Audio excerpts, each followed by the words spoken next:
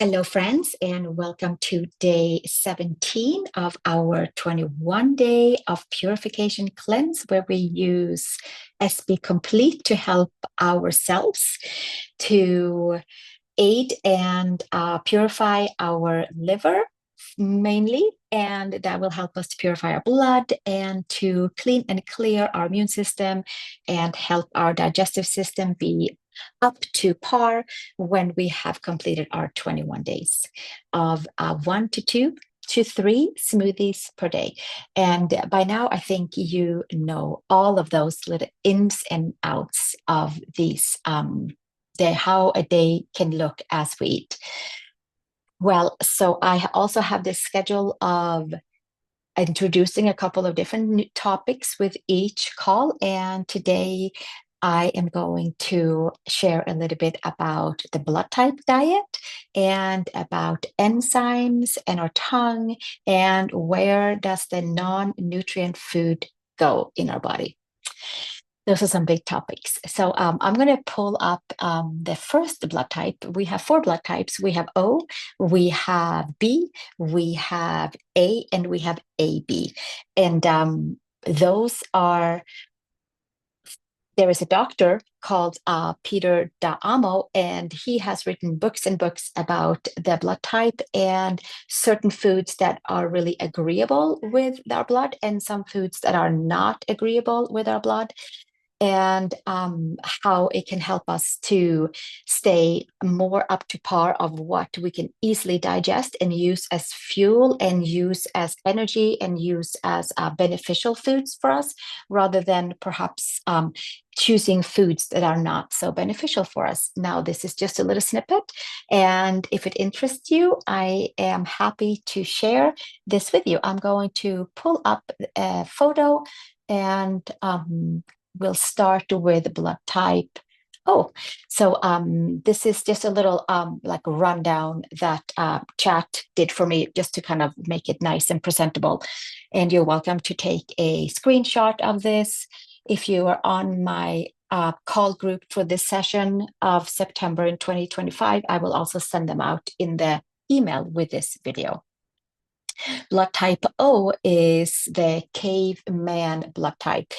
It benefits from eating meats and some fish, and also benefits of eating leafy greens, of course, all of the vegetables and most of the fruits as well, and does not do well with dairy, does well with some grains, and beans is not the best friend for blood type O.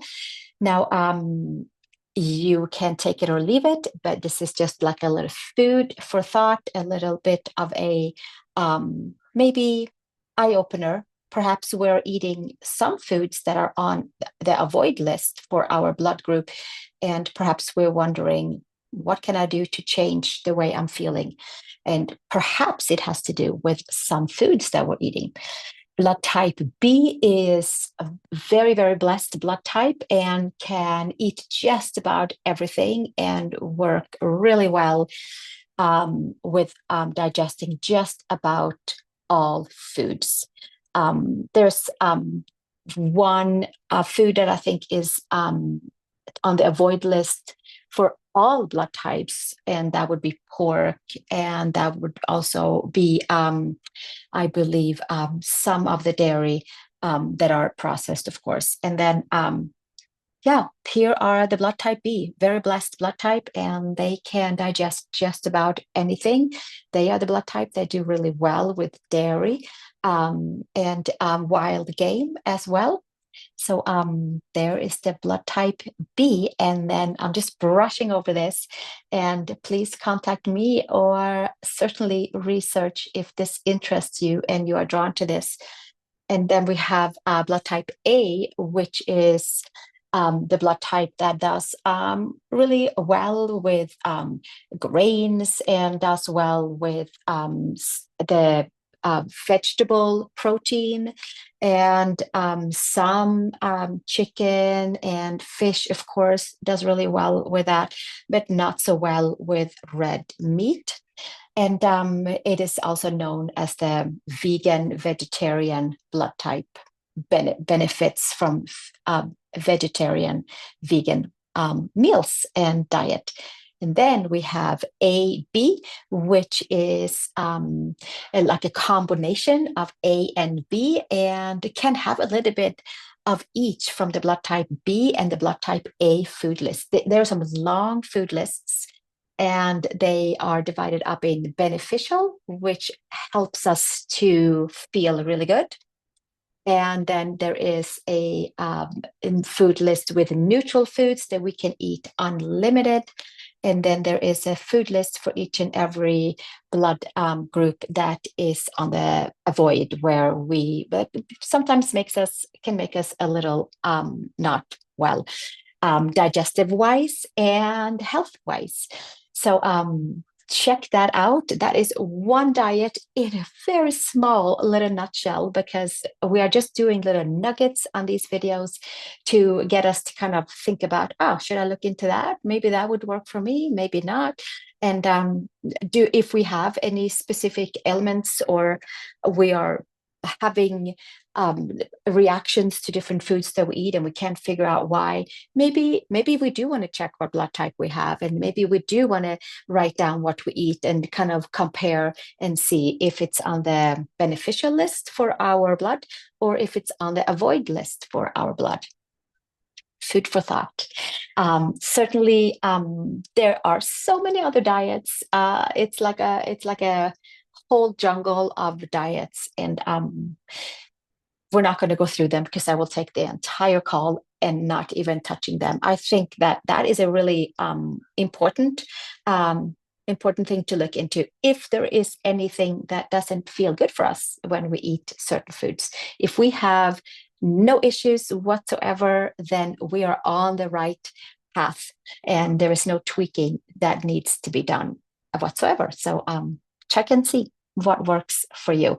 And I'm going to roll back for 2 videos, and of course also bring in again the macronutrients diet, which is carbohydrates, protein, and fats. If we put that on our plate and eat a balanced diet, then that is of course also very beneficial for all of our bloods. And then we can detail it more with the blood type if we feel like that could help us. Now we're going to move on with what happens to food that we eat that it's not digestible for us, which mainly is processed food, an overload of the sugars that are out there in all its different forms that the body has no use of or cannot use, because our body will certainly first use all of the nutrients that we digest. And then when we have other foods in our system that is not digestible for energy or muscle rebuild or for our nervous system, for our feeling good all over, then that food that we chew down, and here it comes into our digestive organs, they get kind of pushed to the side, and the blood has this way of kind of protecting our body from having to deal with it, from having to heat up our digestive system to such a heat so that we have to burn up our enzymes, we have to burn up our digestive juices. So the blood is like, let's save our body from having to deal with this, and we only want to deal with the whole foods that has nutrients in it and micronutrients in it. So let's put them aside. So the blood takes it away, coats it, stashes it away in places where we all know at this point that it could be around the stomach, it can be on our hips, it can be in our lower belly, it can be around organs. It can be in all kinds of places, and it usually is called inflammation, which we certainly do not want to have. So then we do this, we eat antioxidants, we eat healthy fats that needs carbohydrate of sorts to burn it off and take it away from our body and use it up in a very easy, explained way. We do a cleanse and help to release the toxins as well. So we eat whole food, real food that the body can use. When we eat foods that has been processed a lot or processed in general, we learned in one of these videos that they have been heated up to be glued together with different ingredients that is usually like a really high sugary content of sorts, or carbohydrates of sorts. And then we have to eat that, and it tastes very good on our tongue, but our digestive system has to be heated up as well to be able to digest any of this that has been glued together in the processed food. So what does the body do? It tosses in enzymes, and we have to have these enzymes to digest and move it through and somehow be able to pull out any sort of nutrient from this heated up food. So then we live in a time where there's a lot of abdominal issues with digestion. There is all the different names for all the different digestive issues that I can list them below. And what happens is that we are using up the enzymes to be able to even digest the foods that has nutrients for us when we do eat processed foods or highly heated up foods or highly sugary foods. So then, okay, it takes from the stomach lining, it does its best to digest, it heats up, we get inflammation, we feel bloated at the very least, and or at the very best, maybe it's just bloated. And then what happens is when we run out of enzymes in our stomach lining to digest food that we just ate, then it goes up. And also now we're moving on to the tongue that I also listed that we were going to talk about today. Then it takes enzymes from the tongue because we start our digestion in our mouth and on our tongue, who helps us to mush and chew and helps us to make it easy for the stomach and the spleen to distribute the nutrients to its various parts of our body, right? Our carbs, our protein, our fats. Out and away they go and be used up so we can have a good day and a good night's sleep. Now, if we use up the the enzymes that our stomach provides for digestion, because maybe we forget sometimes to eat whole foods, then the enzymes in our mouth, on our tongue, gets taken. And then we have pretty much run out of our bank of enzymes. And then we don't feel so great. And there's more digestive issues. So if our tongue has, for instance, if it's coated white, then it is a lot of processed food or too much carbohydrates, perhaps. And we can scrape our tongue, we can brush our tongue, we can do all those things to help. We can also eat more. We can feed our body enzymes. So whole foods have enzymes and they feed us enzymes. So if our tongue is coated white or looks like the World Atlas map, that means that our digestive system is not getting the adequate amount or have an adequate amount balance for enzymes in our stomach lining, in our mouth and tongue. So then we need to reverse that somehow. First, we clean it out, right, from the tongue, but it's coated in our digestive system.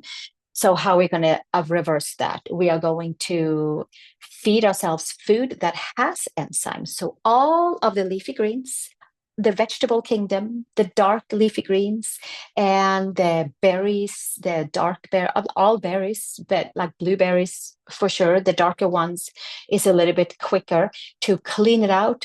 We have cranberry juice, just pure cranberry juice that helps us. We have green tea.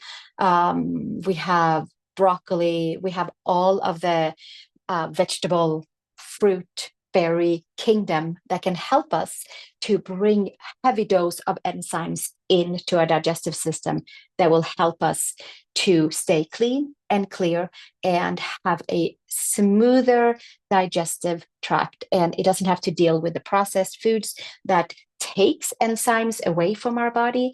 And if we eat whole foods, macronutrients and micronutrients, then we bring enzymes into our body and we can sustain our functions for the body, skin, hair, nails, all the linings, muscles, all of that. And the body doesn't have to go and take from different parts of the body for us to feel good. That, I believe, is it for today. I'm going to make sure, okay, we did the blood type, enzymes, we feed ourselves the whole foods so that we can get the enzymes and certainly all of the nutrients. We talked about that in the previous 2 videos. And yeah, we want to make sure that we eat antioxidant food to clean away the debris in our body. And that's why we're here to do our 21-day purification cleanse. And the tongue, if it's not nice and clean and clear, brush it, scrape it. You can buy a tongue scraper and then fill it with berries, dark leafy greens, or a juice of some kind that has no sugar in it, that is from the vegetable kingdom. And it will help us to stay healthy and bring enzymes in and vitality, antioxidants, phytonutrients, all of that we can use as a balance in our body. And I hope that this is helpful to hear. And I am looking forward to our next call together. Please do send me any questions. So far, I think we're all on the home stretch. We have 4 more days, and then we have completed 21 days, which is like a little reset button for the body. So stick with it, keep up the good work, and choose whole foods. We are eating our whole foods. We're eating a macro diet at this moment, and we are also having our 1 to 2 to 3 shakes a day, depending on where we're at in these 21 days for some of us. And I'll see you in a few days on this call. Again, we have 2 more calls. We have Sunday and Tuesday call. So have a wonderful weekend, and I look forward to seeing you in the next call. Thank you so much.